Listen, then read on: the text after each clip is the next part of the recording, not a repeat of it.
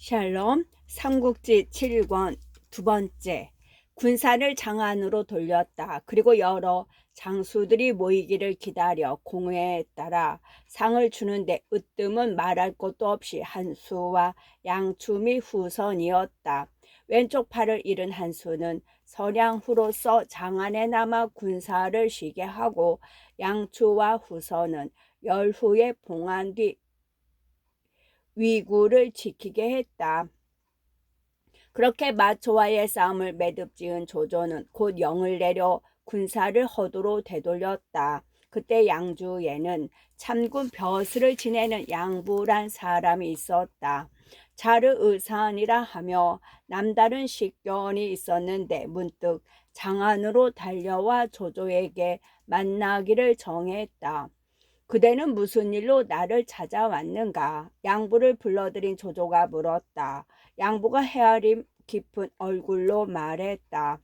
마초에게는 지난날의 여포와 같은 용맥이 있을 뿐만 아니라 강인들로부터 마음으로 우러름을 받고 있습니다. 이제 승상께서 이긴 기세를 타고 그의 세력을 뿌리 뽑지 않아 마초에게 기회를 준다면 농상의 땅들은 다시는 나라의 땅으로 되돌아오지 않게 될 것입니다. 바라건대 승상께서는 군사를 허도로 되돌리지 마시고 끝까지 마초를 뒤쫓아 뒷날에 걱정거리를 남기지 않도록 하십시오. 나도 본래 군사를 남겨 마초의 일을 아예 끝을 맺고 싶었으나 중원의 일이 많은 데다 남방도 아직 평정되지 않은 터라 오래 군사를 머물게 할 수가 없었소. 바라건대 그대가 나서서 나를 지켜주시오. 양부의 말을 기특하게 여긴 조조가 그렇게 정했다. 양부는 조조의 그 같은 정을 받아들임과 아울러 위강이란 사람을 양주 자사로 전거했다. 조조는 그에 따른 뒤 양부와 위강 두 사람에게 군사를 나눠주며 기성에 머물며 마초를 맡게 했다.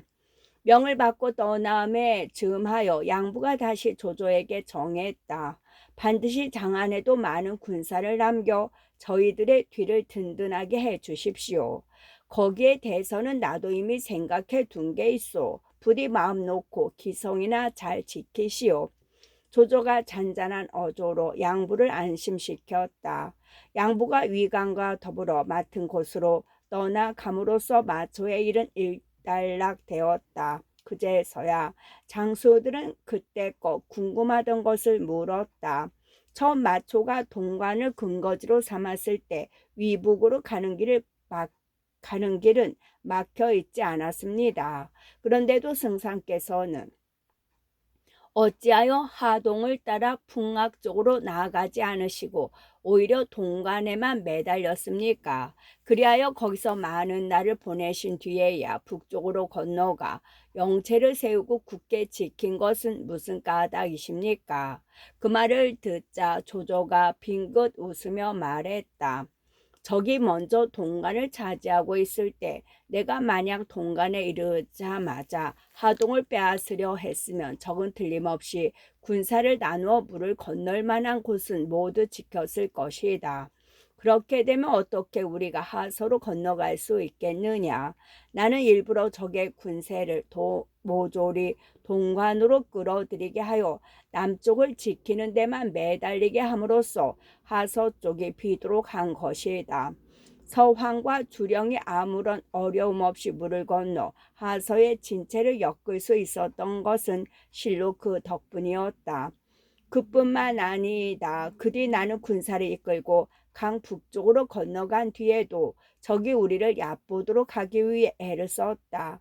수레와 목체를 잇대어 세움으로써 용도를 만들고 흙으로 성을 쌓은 것은 모두 적이 우리를 약한 줄 알게 하여 그들의 마음이 교만에 차게 하기 위함이었다.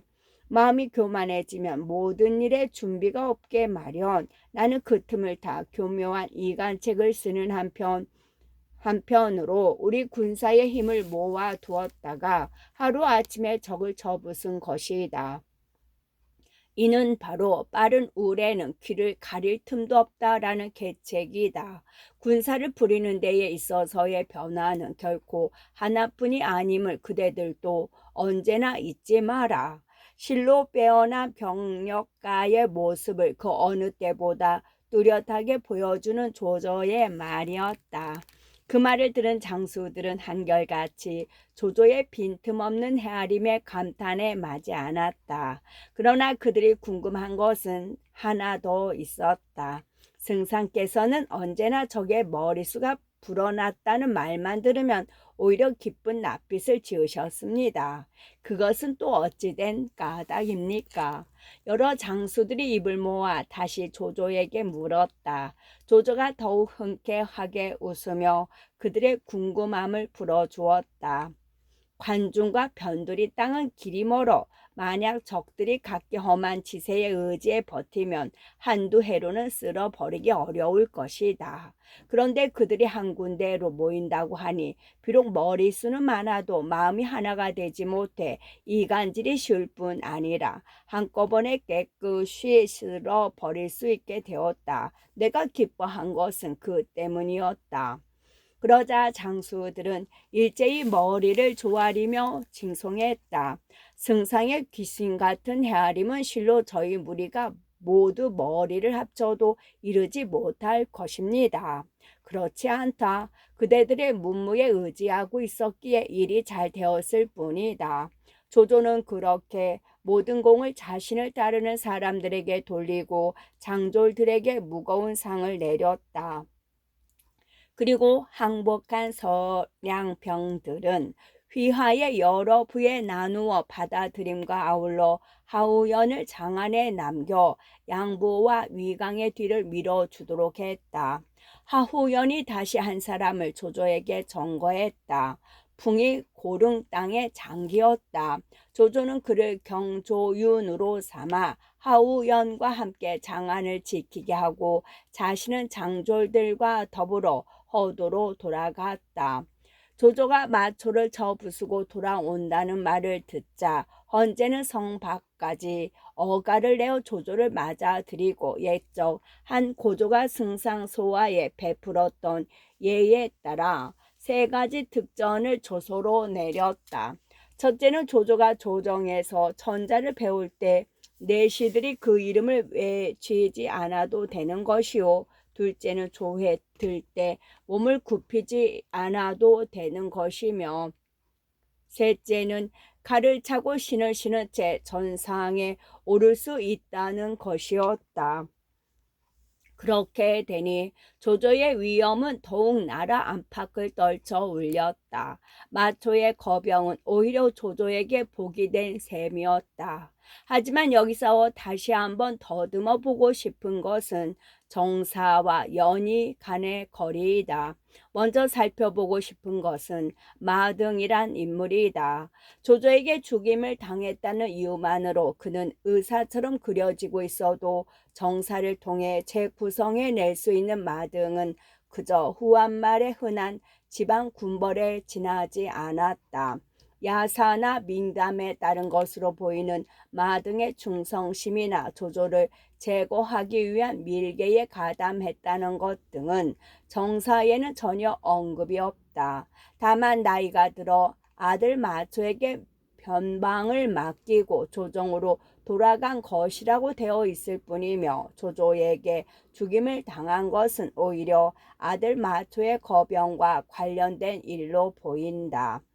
그 다음은 조조와의 싸움에서 마초가 초기에 거두었다는 전공의 과장이다. 조조가 위하를 건널 때 마초가 그 뒤를 들이쳐 공경에 밀어넣은 적이 있기는 하지만 적어도 연희에서 보이는 그런 참담한 패전이 거듭된 것은 아니었다.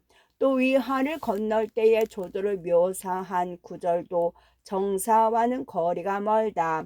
연희는 그를 구해준 허저의 두 다리 사이에 숨어 벌벌 떨고 있는 조조를 그리고 있으나 기실 조조를 배에 끌어다 태운 것은 장압이었으며 면리나 떠나간 뒤에도 조조는 오히려 크게 껄껄거리며 마초를 빈정거리고 있다. 마초와 한수의 사이가 벌어진 데 대해서도 연희는 많은 부분을 과장하고 있다. 조조의 계책에 말린 그들이 서로 의심하게 된 것은 사실이나 양추가 사자로 조조의 진영을 왔다 갔다 했다는 것과 다섯 장수가 모두 마초를 배반했다는 것은 맞지 않다. 양추만 해도 그 싸움 뒤 안정에서 조조에게 보위되었다가 항복하는 것으로 정사에 나와 있기 때문이다.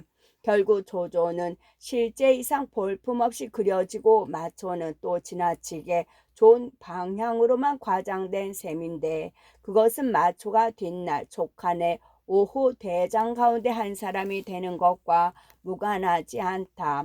이미 여러 번 보았듯이 연희를 지은 이의 촉한 정통론은 그 촉한에 장수되는 사람에게까지 애정 어린 눈길을 보내게 했다. 서천은 절로 다가오고 서천은 절로 다가오고 마초가 조조에게 여지없이 저 멀리 농서로 쫓겨갔다는 소문은 한중 땅에도 전해졌다. 그곳의 주인 한영태수 장로는 크게 놀랐다. 원래 장로는 패국풍인 사람이었다. 그 할아버지 장릉이 서천으로 건너가 공명산에 자리를 잡고 도서를 지어내 사람들을 홀리니 거기에 속은 그곳 사람들이 모두 그를 우러러 보았다. 장릉이 죽은 뒤에는 그 아들 장형이 아비의 일을 이어받았는데 장형은 백성들 중에 자신의 도를 배우려는 이가 있으면 쌀 단말을 거두고 받아들여 세상 사람들은 그의 무리를 쌀 도둑이라 불렀다. 장로는 장형의 아들이었다. 장형이 죽은 뒤 역시 아비의 일을 이어받아 한중에 자리 잡고 스스로를 사군이라 했다. 뿐만 아니라 그를 따르는 무리에게도 칭호를 주어 자신의 도를 배우러 오는 자는 귀졸이라 이름하고 그 우두머리는 죄주라 불렀으며 무리를 아주 많이 거느린 죄주는 특히 치두되죄주라 했다. 무리를 다스림에 있어서도 아비나 하라비 때와는 크게 달랐다. 모든 일에 정성과 믿음을 으뜸으로 삼았으며 도를 앞세워 어리석은 백성들을 속이는 걸 엄히 막았다.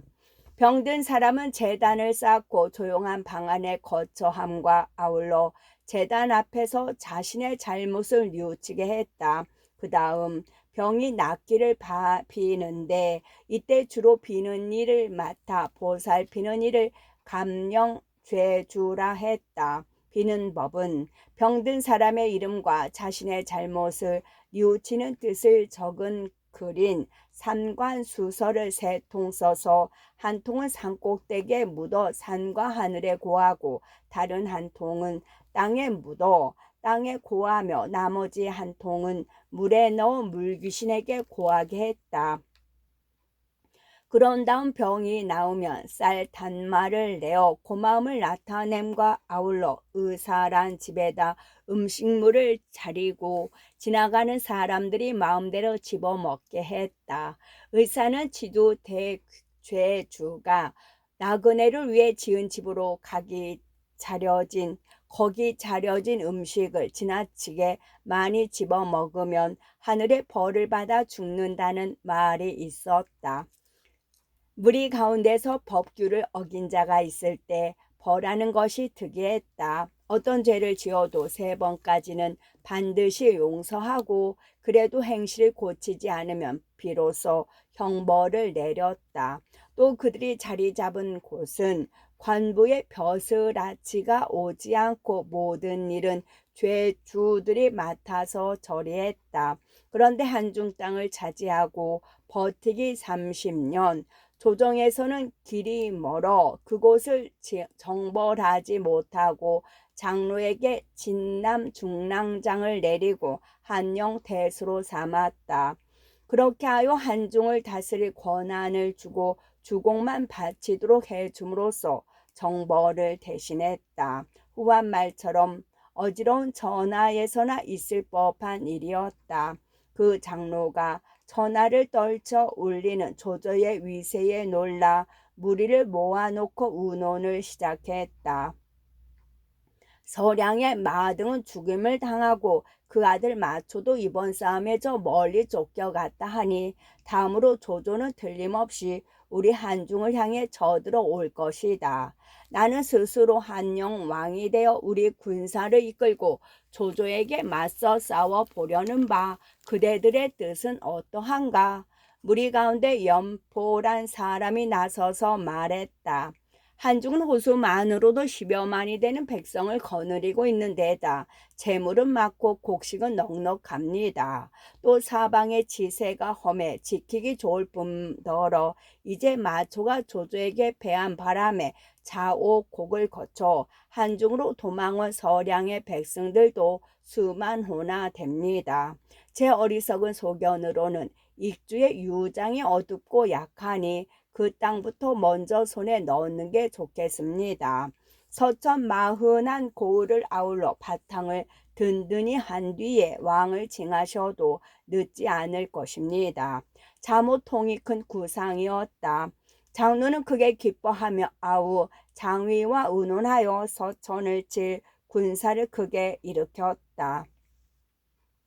익주목 유장은 자를 개옥이라 하며 한때 인망 높은 유원의 아들이요 한나라 노공왕의 후손이었다. 장제 원화 연간의 경능 봉지 이름 원래는 서천에 있지 않았던 듯이 서천으로 옮겨짐에 그리로 따라와 살게 되었는데 뒷날 그 아비 유원은 벼슬이 익주목에 이르렀다. 흥평 원년 유원이 병들어 죽자 서천 태수 조위 등이 그 아들을 받들어 익주목에 오르게 하니 그 아들이 곧 유장이었다. 유장은 일찍이 장로의 어미와 아우를 죽인 일이 있어 장로와는 원수로 지냈다. 따라서 특히 믿는 방희를 한중과 가까운 파서 태수로 삼아 평소에도 장로에 대한 경계를 게을리하지 않았다. 방희는 장로가 군사를 일으켜 서천을 뺏으러 온다는 말을 듣자 급히 그 사실을 유장에게 알렸다. 유장은 원래 겁이 많고 마음이 약한 사람이었다. 그 같은 전가를 받자 크게 걱정하며 자기 밑에 벼슬 아치들을 끌어모아 놓고 앞일을 의논했다. 문득 한 사람이 고개를 번쩍 쳐들고 나와 말했다. 주공께서는 조금도 걱정하지 마십시오. 제가 비록 재주는 없으나 새치 썩지 않는 혀로 장로가 감히 우리 서천을 넘보지 못하게 만들겠습니다. 유장이 반가운 눈길로 보니 그는 익주의 별가로 있는 장송이란 사람이었다. 재주는 있으나 생김이 괴적어 얼굴은 깔까낸 듯 빗딱하고 머리통은 뾰족했으며 코는 찌그러지고 이빨은 가만히 있어도 잇몸까지 드러나 보였다. 거기다가 귀는 5자로 겨우 난쟁이를 면했고 목소리도 구리종같이 댕댕거려 도무지 볼품이 없었다. 그래도 때가 때인지라 그의 재주 하나에만 기대를 걸고 유장이 물었다. 별가는 어떤 좋은 생각이 있길래 장로를 달래 이 위태로움을 풀 수 있다는 것인가? 장송이 서슴없이 대답했다. 제가 듣기로 허도의 조조는 중원의 군웅들을 비로 쓸 듯하여 여포와 원소, 원술이 모두 그에게 멸망당했다고 합니다. 거기다가 이번에 다시 마초를 쳐부수었으니 이제 하늘 아래 그에게 맞설 자가 없어졌다 할 수 있습니다.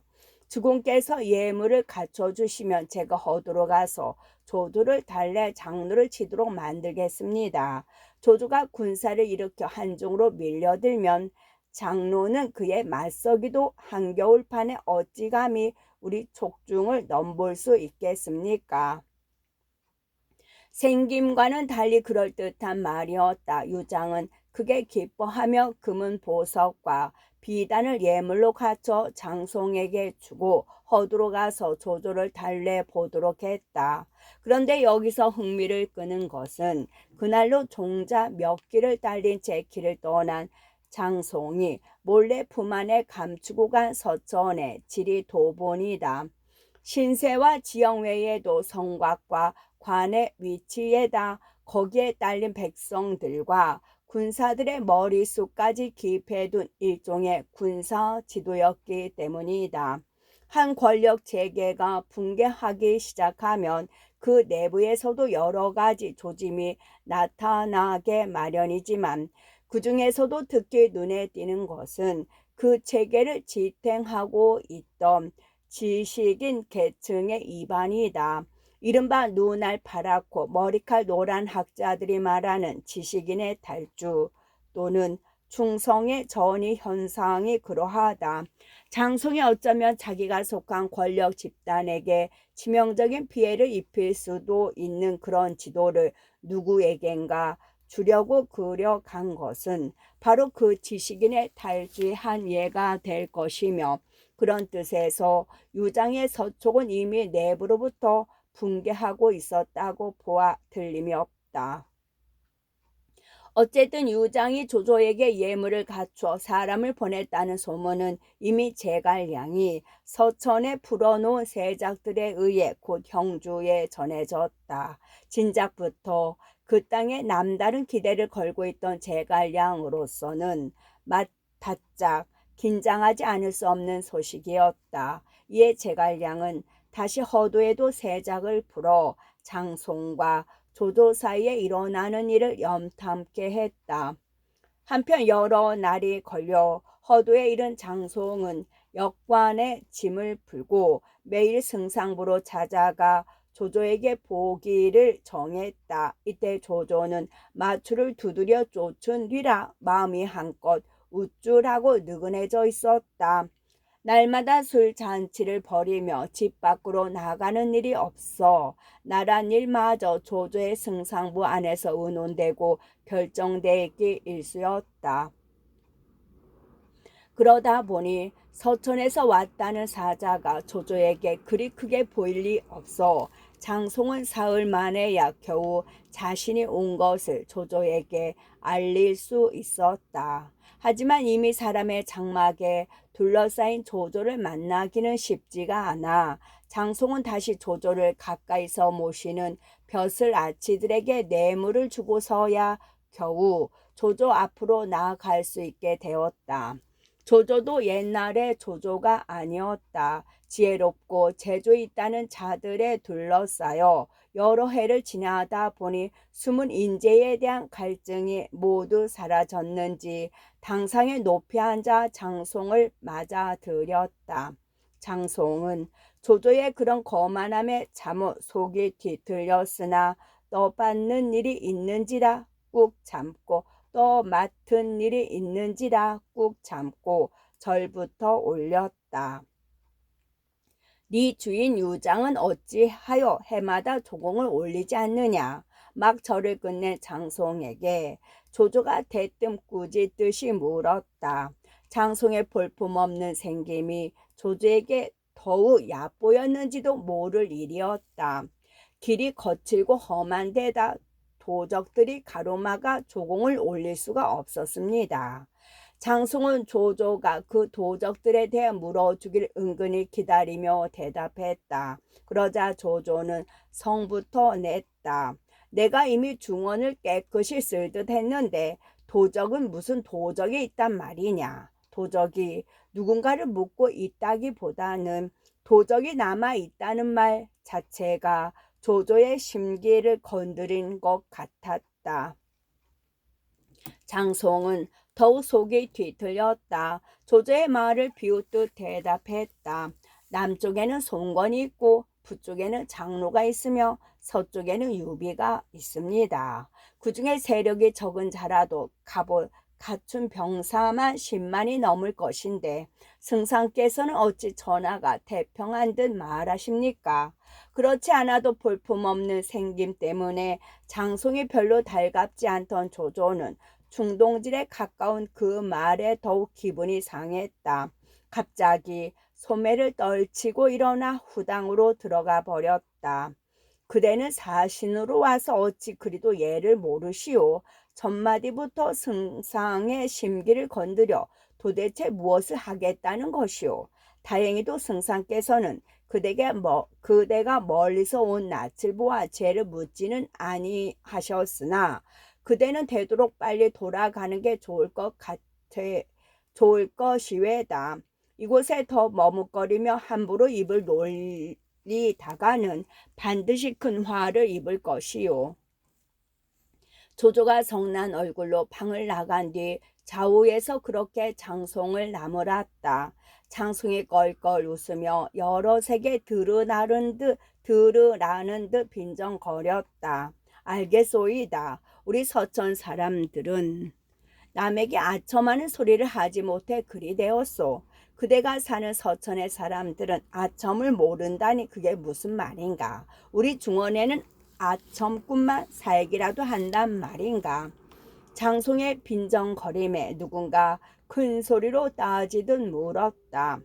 장송이 그 사람을 보니 눈썹이 엷고 눈이 가늘며 얼굴이 희고 정신이 맑아 보였다. 장송이 그 이름을 묻자 양수라 대답했다. 양수는 동탁과 이각, 곽사의 난리때 한시를 위해 여러 가지로 공을 세운 태위 양표의 아들이었다. 부친 양표는 원술과 친척인 탓에 조조에게 내침을 당했으나 그는 승상 문화의 장고를 맡아보는 주부로 일하고 있었는데 아는 게 많고 말을 잘했으며 식견도 남다른 데가 있었다. 그런 양수를 한눈에 알아본 장송은 마음속으로 어려움을 느껴 적당히 말을 둘러댔다. 자칫하면 양수의 말재주에 넘어가 낭패를 보게 될까봐 두려웠기 때문이었다. 양수 또한 자신의 재주를 믿어 세상 사람들을 모두 얕보아 온 터였으나 장송만은 달리 보였다. 천하의 조조를 면전해서 빈정거리는 그의 말투에 은근히 감탄하며 그 자리에서는 더 장송을 몰아세우지 않고 데리고 나와 자신의 일을 보는 서원으로 이끌었다. 주인과 손님이 각기 자리를 잡은 뒤에 양수가 조조를 대신하듯 새삼 말했다. 족당의 길은 거칠고 험하다는데 멀리서 오시느라 괴로움이 크셨겠소. 주인의 명을 받았으니 끓는 물에 뛰어들고 불을 밝게 된다 한들 어찌 마다할 수 있겠습니까? 장송도 조조와 만났을 때와는 달리 예의 바르게 말을 받았다. 양수가 다시 물었다. 그래, 족은 어떤 땅입니까? 족은 나라의 서쪽에 치우친 고을로 옛날에는 익주라 불렀습니다. 길은 금강이 있어 험하고 땅은 검각이 이어져 보기에 씩씩합니다. 그 땅을 한 바퀴 도는데 208정, 길이 거리 단위로서 역을 설치할 정도의 거리다. 가로지르면 3마일리가 좀 넘지요.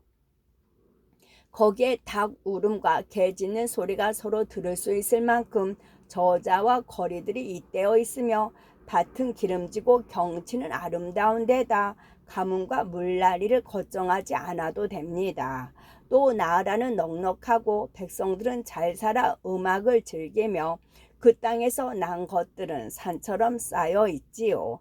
하늘 아래 촉을 따라갈 만한 땅은 어디에도 없을 것입니다. 장송의 그 같은 말에 양수가 다시 물었다. 촉의 인물은 어떠합니까? 글로는 저 유명한 사마 상여가 있고 장수로는 복파 장군 마원이 있습니다. 병을 고치는 데는 중경 같은 의자가 있고 앞니를 밀어 내다보는 데는 군평같이 숨어있는 복슬가가 있지요. 또 3가지 가르침 9갈래의 유파에 있어서도 각기 그 무리에서 연한 사람이 수없이 많으니 어찌 촉의 인물들을 이 자리에서 모두 헤아릴 수 있겠습니까? 그렇다면 지금 유계옥 밑에는 공만한 이가 몇이나 됩니까? 속으로 감탄한 양수가 묻기를 거듭했다. 그 물음 속에는 족의 힘을 은근히 가늠해 보려는 뜻도 있었다. 장송이 그걸 알고 더욱 야단스레 떠벌렸다. 문무를 아울러 갖추고 지혜와 용명을 함께 지녔으면서도 충의에 가득한 이만도 100은 넘습니다. 하물며 저같이 재주 없는 무리겠습니까?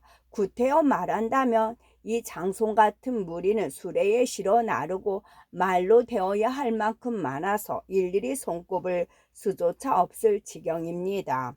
공의 벼슬은 무엇이요? 분에 넘치게도 별가의 자리를 차지하고 앉았으나 이를 감당해내기 어렵습니다.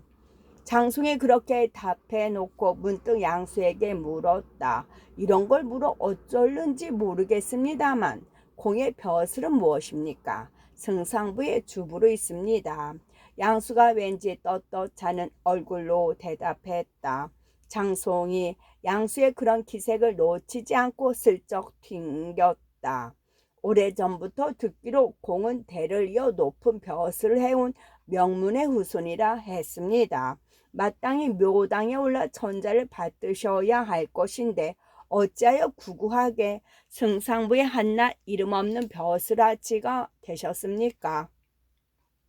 그러자 양수의 얼굴에 부끄러운 빛이 가득 떠올랐다. 잠시 말이 없다가 문득 아픈 곳을 건드린 데 부하가 난 듯 굳은 얼굴로 말했다.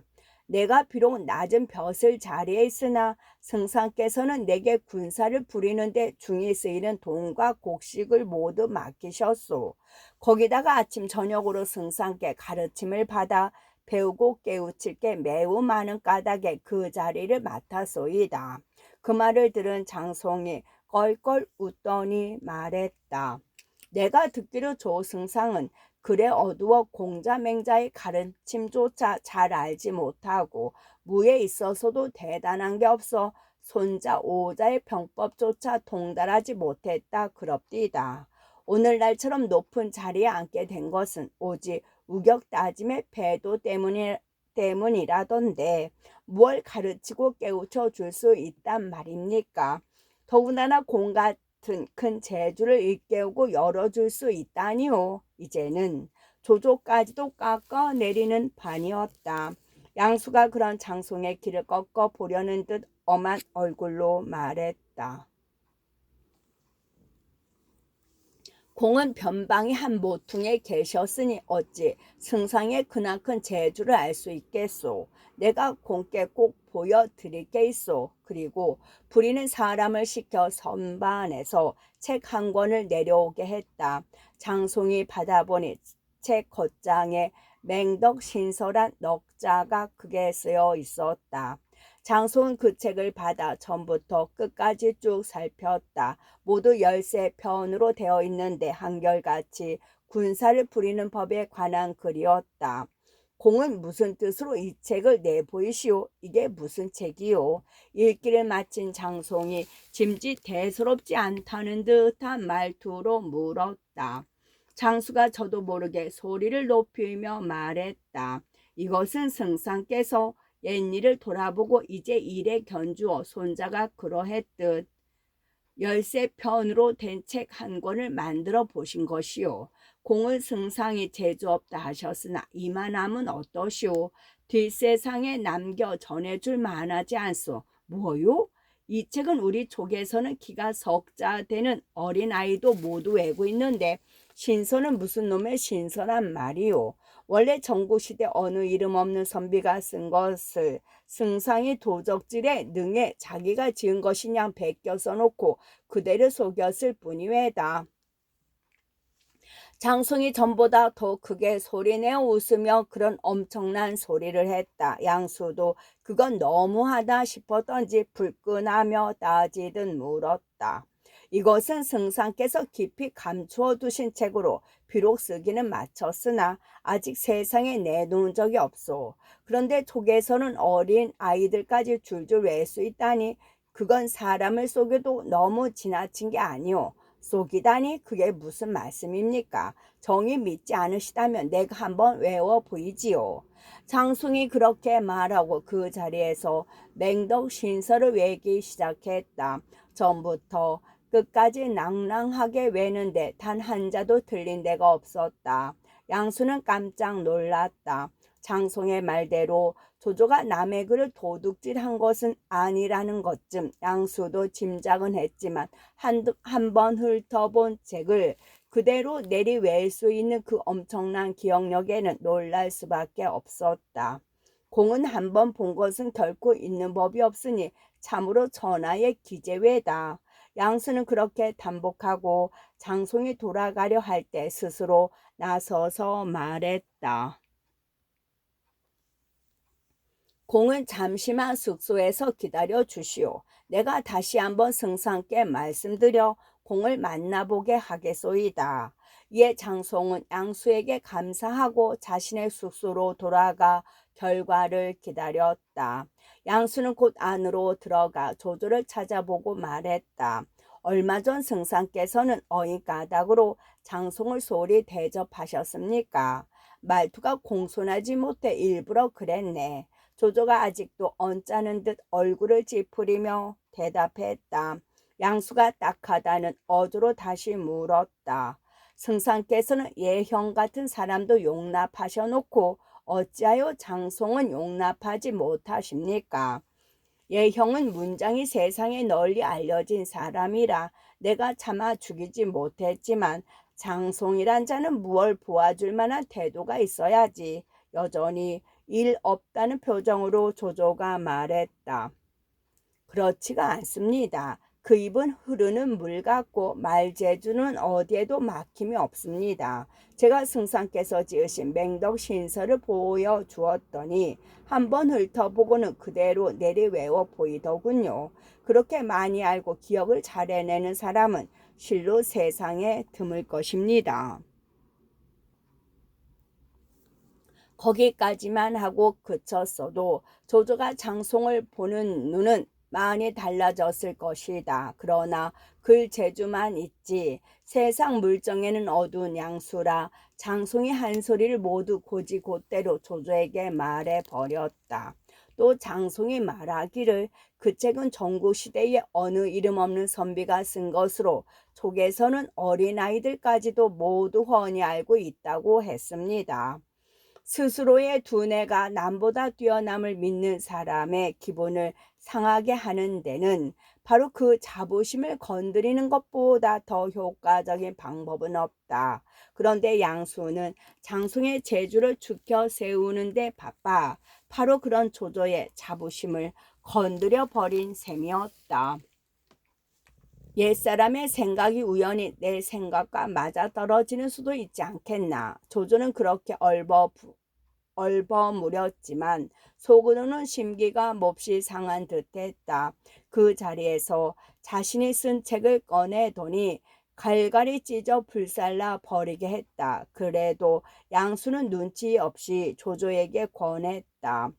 그 사람을 다시 불러보시고 조정의 높은 기상을 느끼도록 해 주십시오. 조조는 그런 양수의 권유를 마지못해 받아들이는 채 했으나 그 목소리에는 이미 도끼가 서려 있었다.